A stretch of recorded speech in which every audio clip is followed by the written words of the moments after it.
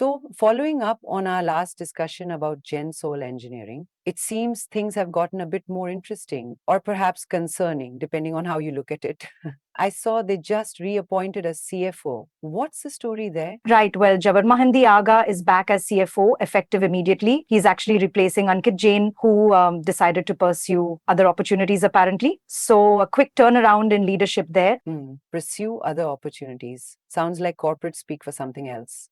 What's Aga's background with Gensol? Actually, he's no stranger to the company. He previously served as CFO for Gensol, so he's familiar with their operations. He brings over 14 years of finance experience. So, right, it's like bringing back a trusted player who knows the game. Okay, so familiarity is a plus. What exactly will Aga be doing? Just picking up where Jane left off? Pretty much, yeah. He'll be reporting directly to Anmol Singh Jagi, the chairman and managing director, and will be in charge of driving the company's future growth and success, especially during, this tough time they're apparently going through. Tough time, huh? That's putting it mildly, considering the credit downgrades and all that. Did they say anything about Jane's departure besides the usual thank you for your contributions? They did thank Ankit Jain for his contributions over the past few months and wished him well. Standard stuff, really, but it seems like there was a need for someone with a deep understanding of the company to come in. Makes sense given the current situation. So, why bring back Aga specifically? What's so special about him? Well, according to Gensol, his expertise and experience will be invaluable, especially his long-standing association with Gensol. They see him as the ideal candidate to guide their financial operations and drive strategic growth initiatives. Strategic growth during a tough time, that sounds ambitious. What are Gensol's priorities right now, given everything that's happening?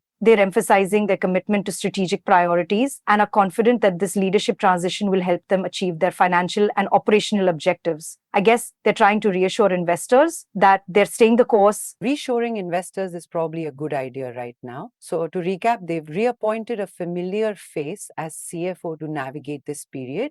But how does this actually address the bigger issues like the debt and the concerns about transparency? Well, that's the million-dollar question, isn't it? This appointment alone doesn't solve those problems, but having someone with a strong understanding of their finances could help them execute their plan to reduce debt. Disclaimer, we advise investors to check with certified experts before taking any investment decisions. Yeah, I guess having a steady hand on the financial wheel is crucial right now. What else is Gensol up to besides shuffling the CFO position? They're still focused on their renewable energy projects, their EV leasing and manufacturing. And, they're even looking at battery energy storage systems and green hydrogen production. They're trying to be a one-stop shop for green energy solutions. Diversifying seems like a good strategy, but they need to get their core finances in order first, right? Absolutely. It's like trying to build a house on a shaky foundation. They need to address the debt issues and regain investor trust before they can really focus on expanding.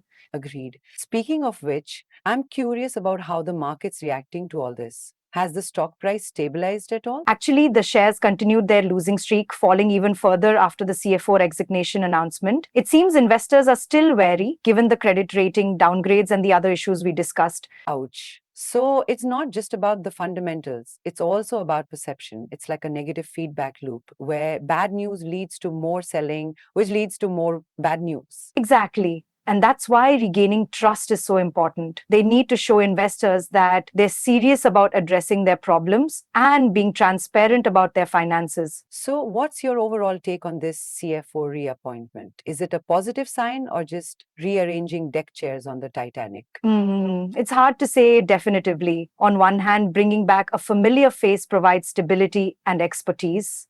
On the other hand, it doesn't magically solve their underlying problems. It's a step, but they need to take many more steps to turn things around. Okay, so cautiously optimistic perhaps. What do you think Genso needs to do in the short term to start rebuilding confidence? First, they need to deliver on their debt reduction plan. Selling those EVs and the subsidiary, as they've mentioned, is crucial. And second, they need to be completely transparent about their financial situation, even if it's not pretty. Transparency is key, especially after the falsified documents issue. It's like they need to overcorrect to regain trust. Precisely. And they need to address those corporate governance concerns raised by ICRA. Setting up that review committee is a start, but they need to take concrete actions to improve their practices. Agree. And what about the Blusmart connection? That seems like a potential drag on their finances. They need to distance themselves from Bluesmart's struggles, or at least clearly demonstrate that those struggles won't impact Gensol's financial stability.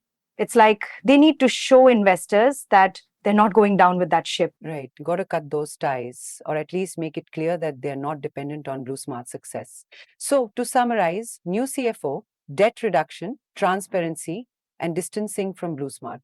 Is there anything else that stands out? Well, honestly, it's about execution. They can have the best plans in the world, but if they can't execute them effectively, it won't matter. Execution is everything. It's like having a great recipe, but messing up the cooking process. You need to get the details right. Exactly. And that includes everything from completing their EV manufacturing facility on time and within budget to managing their competitive landscape in the solar EPC industry. Okay, so it's a multifaceted challenge. And for our listeners, remember that this is a developing situation. So stay informed and do your own research before making any investment decisions. Absolutely. And if you're enjoying our in-depth analysis, don't forget to like, share, and subscribe to our channel for more insights. Great. So Gensol's got a lot on its plate: debt, transparency, execution, and market perception. It's going to be interesting to see how they navigate these challenges in the coming months. Indeed. And for those following the company, keep an eye on their debt reduction progress, their corporate governance reforms, and their ability to regain investor trust. The road ahead is certainly not going to be easy, and we'll be here to guide you through it.